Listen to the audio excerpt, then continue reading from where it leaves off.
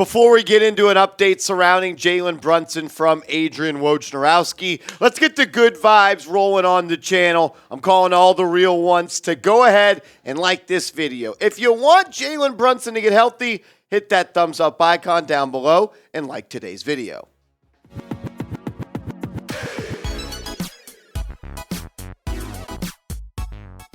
Welcome into the Knicks Now by Chat Sports. I'm your host, Marshall Green. Give me a follow over on Twitter at @MarshallGreen_. That's another way you can stay up to date on everything surrounding the New York Knicks. We're going to break down last night's game against the Los Angeles Lakers. Big fourth quarter for RJ Barrett. Julius Randle got the show going. The Knicks were able to find a way to win a game without Jalen Brunson. We're going to break everything down from that game. Let's start, though, with the news of the day, an injury update surrounding Brunson. This coming from Woj over on ESPN. He is reporting that Brunson is not expected to play against the Blazers on Tuesday. Brunson had that foot injury. He's been out a couple of games.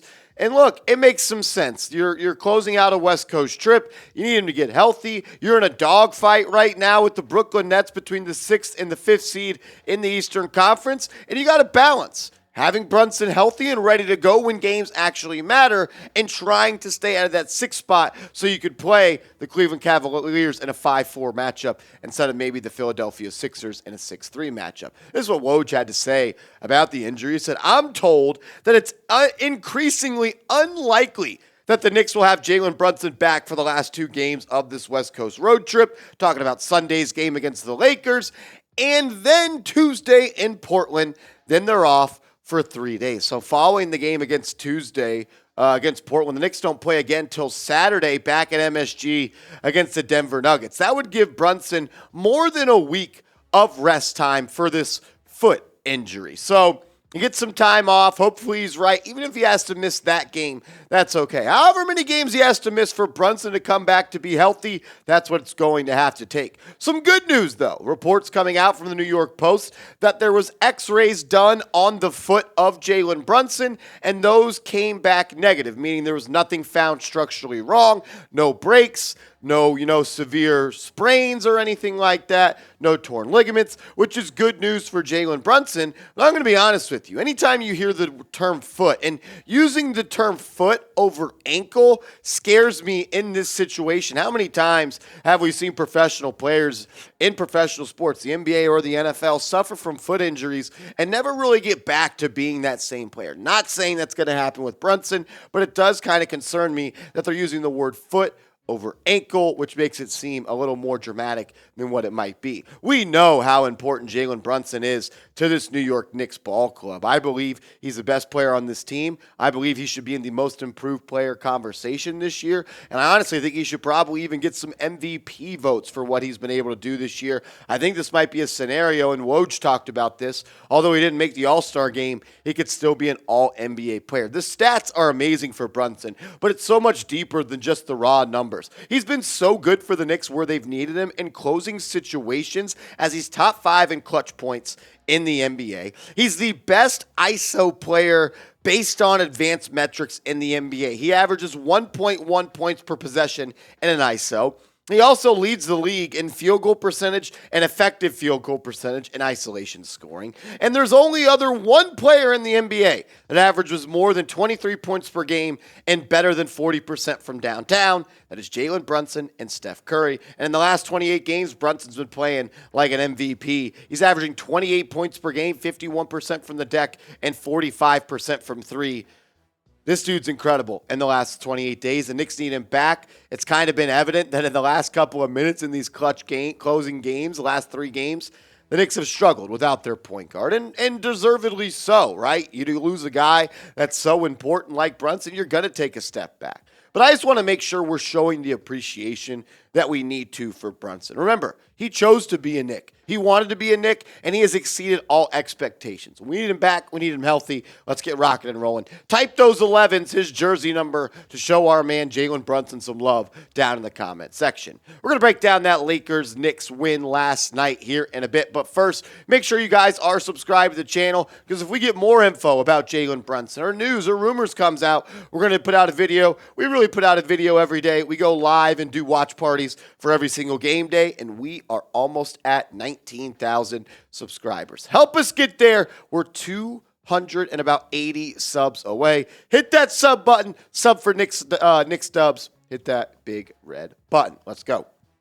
Let's just close out today's show talking about that big win, and it was a big win for the New York Knicks. The Lakers have won a lot of games as of late. I want to say that they've won 7 out of their last 10 entering last night's game.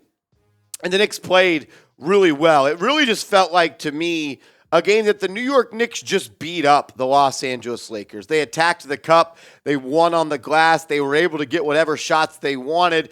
And really, the Knicks won this game because of how efficient they were at the foul line. And that's really a spot that they have struggled all year long at, but they got there 4 more times than the Lakers did, and they made 7 more free throws than they did. The Lakers really took it, or the Knicks really took it to the Lakers. They attacked the cup. They didn't really have a rim protector outside of Anthony Davis playing. The Knicks saw that. They attacked it, and they got shots on the rim, and they put pressure on the front of the cup.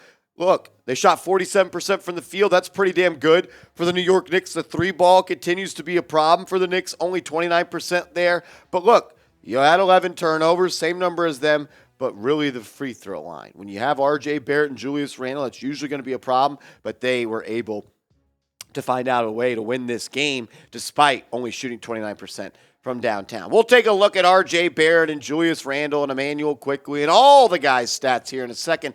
But first, make sure you guys are hooked up with our proud sportsbook partner and sponsor of today's show. That is BetUS. Go to chatsports.com/bet and use the promo code chat125 for 125% deposit bonus. You can bet on the Knicks. You can bet on the MLB, the World Baseball Classic. You can bet on anything because here at Chat Sports and BetUS, we've got your game. Get hooked up with them. Go to chatsports.com/bet. Promo code chat125. Look, you bet on the Knicks last night. You would have won some money because they were the underdogs. You could bet on them when they play again on Tuesday with our proud sportsbook partner, BetUS. Chatsports.com/bet. Promo code chat125.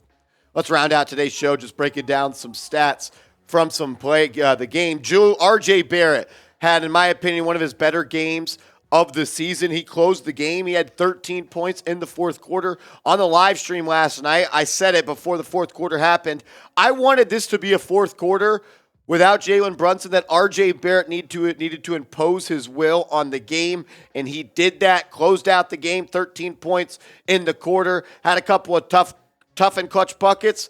Maybe a bonehead mistake shooting that layup when he didn't have to, but overall, I thought RJ played really well. RJ closed the deal. Julius Randle started the game for the Knicks, and not started as in the starting 5. He got things rolling for New York. He had 25 points in the first half. I thought his effort was much better than it had been the past couple of games.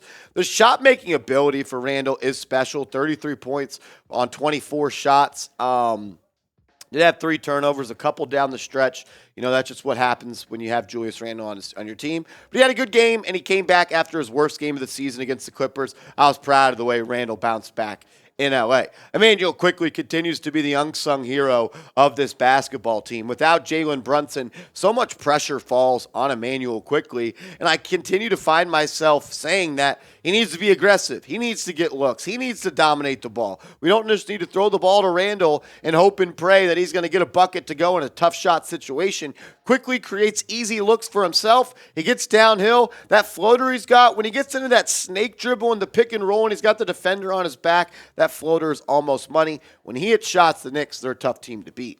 A guy that doesn't have to hit shots to be successful is Josh Hart. And what a Josh Hart stat line. 8 points, 8 rebounds, 4 assists. I think he had a couple steals as well. He had some big buckets, only 2 field goals, but he had 2 clutch free throws that really iced the game at the foul line. I'm one of the biggest Josh Hart fans there is. He's a winner. He makes winning plays. The kick-ahead pass that he had out of the rebound, he just finds a way to affect this game without really doing anything on the offensive end when it comes to putting the ball in the basket. Isaiah Hartenstein, who didn't put the ball in the basket. 10 rebounds for Hartenstein. I thought he played a really good game. I thought he outplayed Mitchell Robinson. He closed the game for the Knicks. Didn't score, but he dominated the glass, had a couple of blocks as well. I was proud of the way Hartenstein battled. Deuce McBride made an impact in the minutes that he played last night. Knocked down a couple of threes. I thought he gave you some good minutes, gave you a good spot for Emmanuel quickly to get a breather, so he didn't have to play 44 minutes. McBride played well. He's going to bring the energy on defense. Anytime he knocks down shots, that's just gravy right there. Even Obi Toppin, I thought, played a really well game.